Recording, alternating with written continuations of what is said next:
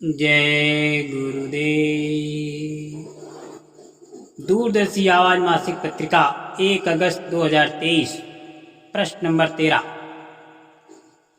जय गुरुदेव की कलम से संत मत में सच्चा निर्माण।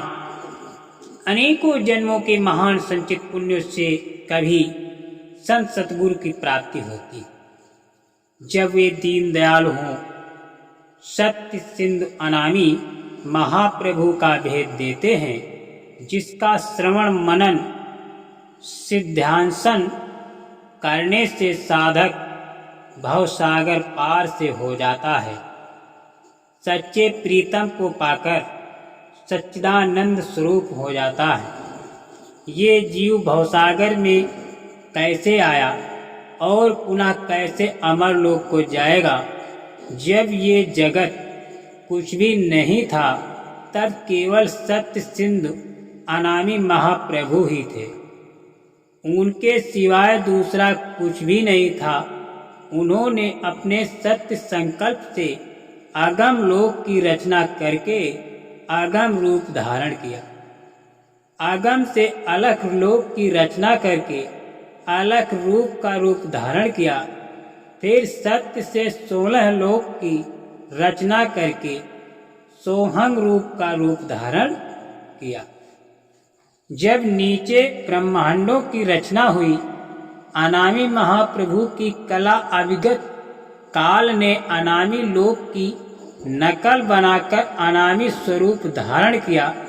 आगम पुरुष की कला महाकाल ने आगम लोक की नकल बनाकर आगम स्वरूप धारण किया। अलख पुरुष की कला निर्गुण ने अलख लोक बनाकर अलख स्वरूप धारण किया। सत्पुरुष की कला निरंजन पुरुष ने सत्य लोक की नकल बनाकर सत्पुरुष का रूप धारण किया। अविगत काल की कला ने 16 लोक की नकल बनाकर सोहंग रूप का धारण किया। महाकाल की कला ने तीसरे शून्य का 2 शून्य बनाया। एक महाशून्य, दूसरे श्वेत शून्य, प्रथम महाशून्य जिसे पार ब्रह्म यानी अक्षर पद या परमात्मा पद कहते हैं, उसमें 3 पद स्थापित किया।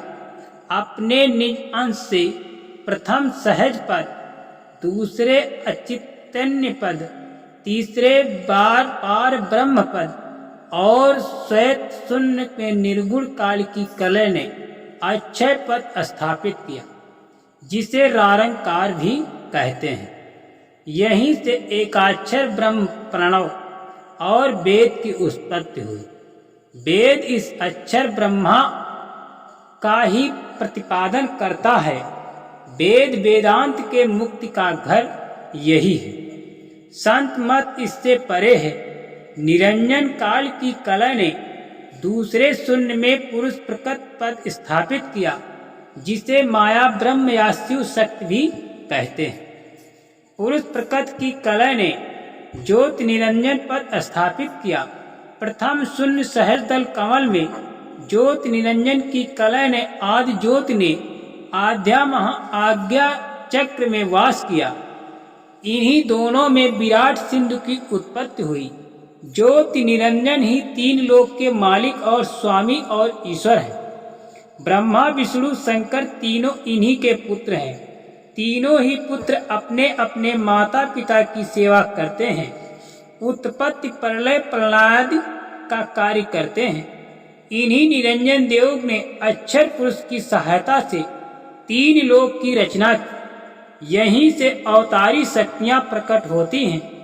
निरंजन नारायण के अंश विष्णु ने ऋषभ अवतार लेकर जैन मत चलाया और बौद्ध अवतार लेकर बौद्धिक धर्म को विध्वंस करके नास्तिक मत चलाया। अक्षर पुरुष ने मोहम्मद को भेजकर कुरान मत चलाया। निरंजन देव को वेदों की श्रुतियों ने अलख निर्गुण निरंजन व्यापक ब्रह्म कहकर गाया। यही कौशल्या की गोद में आए थे। अब इससे विचारा जा सकता है कि संत मत कितना ऊंचा है। जब पिंड ब्रह्मांड कुछ भी नहीं था, तब आदिवाणी राम नाम से उच्चारण हुई। श्री राम महाराज जी से 5 ब्रह्मा की उत्पत्ति हुई। सोहम ब्रह्म, रारंग ब्रह्म, ओंकार ब्रह्म, निरंजन ब्रह्म, पराशक्त ब्रह्म। अक्षर पुरुष ने 4 वेद, 6 शास्त्र, 18 पुराण, 4 वर्ण, 4 आश्रम, 4 खान, 84 लाख योनियां बनाकर सब जीवों को फंसा लिया। कोई जीव मुक्ति की गली नहीं पाता। इन्हीं का सारा संसार भक्ति करता है। मुक्ति हो तो कैसे हो, ज्ञानी ज्ञान से इन्हीं का लक्ष्य करते हैं। उपासक उपासना के द्वारा तथा योगी योग के द्वारा नाना प्रकार से ज्ञान सिद्ध किए, नाना प्रकार के तप करके क्लेश उठाया। परिणाम में प्राप्ति हुई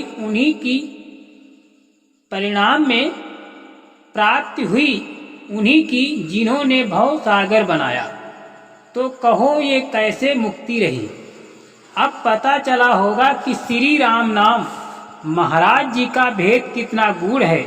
सोहम पद से परे सत्य पद में श्री राम का नाम वास है। सत्य पद के ऊपर दयाल पद है और नीचे काल पद है। इस प्रकार श्री राम का नाम भेद जानकर अखंड जाप करना चाहिए। सदैव दयाल अनामी महाप्रभु के चरण कमलों में प्रेम करना चाहिए।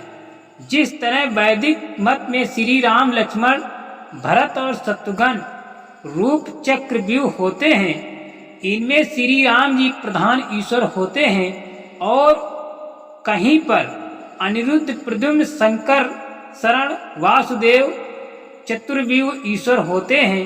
इसी प्रकार संत में अनामी पुरुष, अगम पुरुष, अलग पुरुष, सत्य पुरुष, अंश रूप ईश्वर हैं।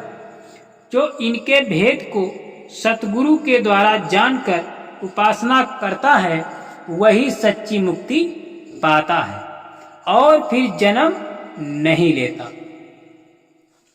ये शरीर जीवित परमात्मा का मंदिर है। इसी में वो रात दिन आवाज दे रहा है। संत स्वयं नहीं आते, परम पिता परमात्मा अपनी दया और शक्ति देकर भेजते हैं। जय गुरुदेव।